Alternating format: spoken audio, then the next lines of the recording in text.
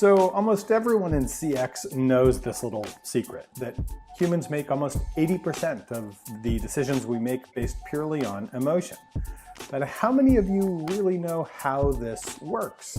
Last week I shared the story of Antonio Damasio and his remarkable somatic marker hypothesis. Somatic markers are the how behind emotions and CX. If you're wondering how to make use of somatic marker hypothesis, well, you're in luck. This week, we're going to share Customerville's 3 CX leaders' rules of somatic markers. And for those who really want to geek out, stick around till the end today, and we'll even give you a copy of Antonio Damasio's book.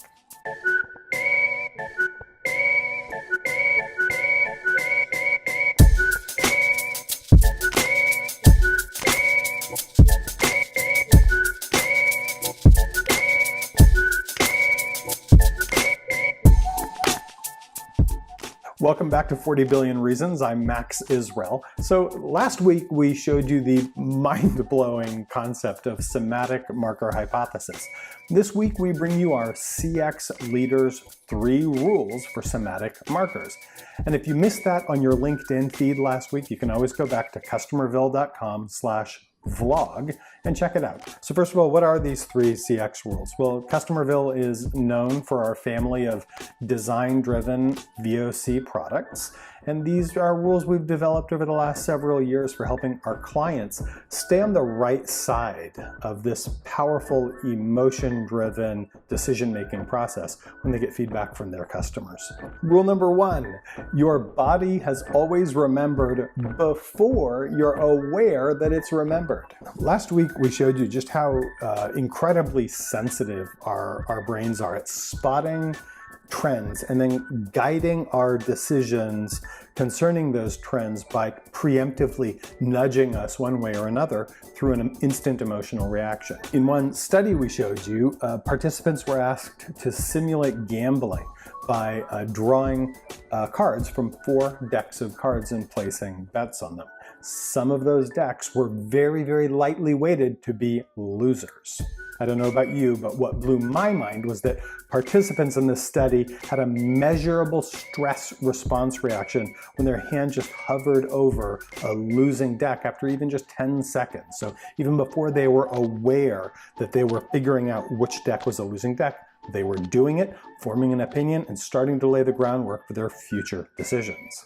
The upshot of this rule is this: the process of learning, forming opinions, and laying the groundwork for future decisions is subconscious and happens way faster than any of us are aware.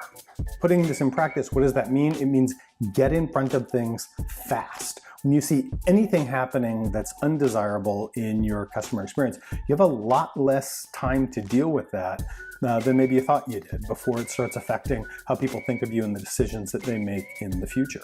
Let me take you behind the scenes here and show you one of the ways that we take this rule into account.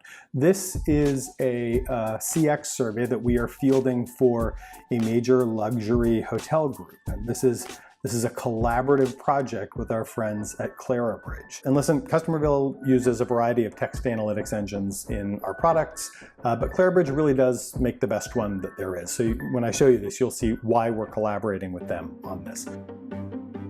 As you look at this, you can already see there's something kind of special at play there. Even as the resort guest is just typing in their comments, we're already moving to get ahead of the somatic marker. Whether things have been positive or negative, we want to flex the survey's body language and start responding just the way a really well-intended, well-informed human would. To help explain how we're doing this, I leaned on this guy. This is Eric Din. Eric is Clarabridge's Vice President of Global Solutions Engineering. And I asked him, Eric, how is that working? I mean, how are you giving us that? What are we getting back from you that enables us to do that? This is what he said. It's interesting. They are giving us back some very good information in terms of the category of what the guest is writing, but also the sentiment score and a very important emotional piece too that lets us respond in real time. What's really kind of key to making this work actually is that they're not just scanning the whole thing. They're actually doing it by clause, at clause level. That's fundamental. This kind of thing doesn't really work if you're just, taking a whole paragraph of text and scanning it. And so what's really cool about Eric and how Eric and his team at Clarabridge do this is that they're doing it at clause level. Eric, this is happening fast. I can't remember. How quickly is this responding? That's fast. Thanks, Eric. Appreciate it. Rule number 2. There are no throwaway experiences. We are always set to record. Every experience has the potential to set, to reinforce, or to alter a somatic marker. Every one of them about you, your brand, your company, your products, even you personally. So the next time somebody tells you, oh, it's just the bill we send the guy in the mail, or it's just our hold music, or it's just, whatever, remember that everything counts. Having said that, not every experience is exactly created equal. Some of you may have heard of the concept in psychology called peak-end rule. And it works like this. It turns out that most of what you remember of events in your life, most of that recollection is informed by 2 things, the high point and the end point. Let me give you kind of a little hypothetical example here. Let's make a hypothetical timeline of your family vacation. We'll make the vertical axis here how much fun you were having, how cool it was, and then we'll make the horizontal axis here time. So as you start your vacation, you're traveling, maybe that's a little bit of a drag, but you get to the hotel and things go well, you do some cool activities, and then one day you have a picnic lunch on the beach, which is just awesome, you'll never forget that, and then you do some other things, you have some great activities, but when they make you wait 30 minutes to pay your bill at checkout, that's kind of a low point here, right? What you're going to remember in your vacation is actually going to be almost completely informed by 2 things, that wonderful picnic on the beach and the low point here. This brings us to rule number 3. Somatic markers apply to employees too. Listen, sharing feedback is one of the most charged types of discussions you can have with somebody, especially when you're talking about an employee as regards their work performance, right?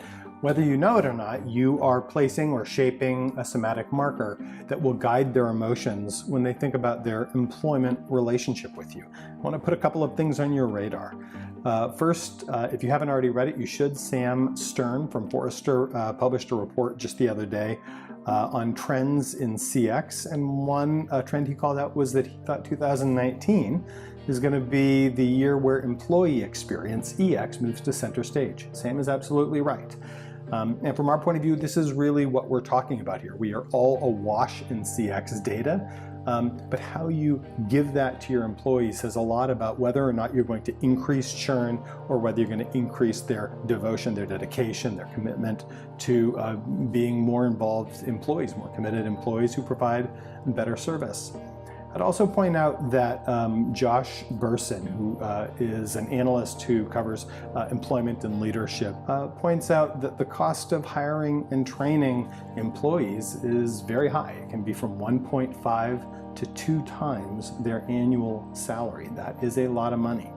In the United States right now, we have something like functionally 0 unemployment. So how you use CX data to optimize EX has real dollars at play, not just in terms of the benefits of a superior customer experience on your company's top line, but the benefits in terms of employee experience and reducing employee churn in terms of your bottom line.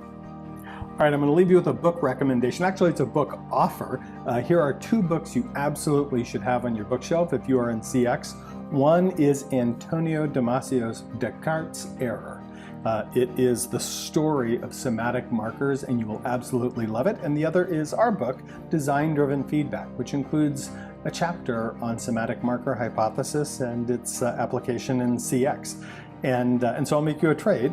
You share your thoughts on somatic markers in the comments feed below, and then send me a message, a direct message on LinkedIn with your address, and I'll make sure you get a copy of both on the house.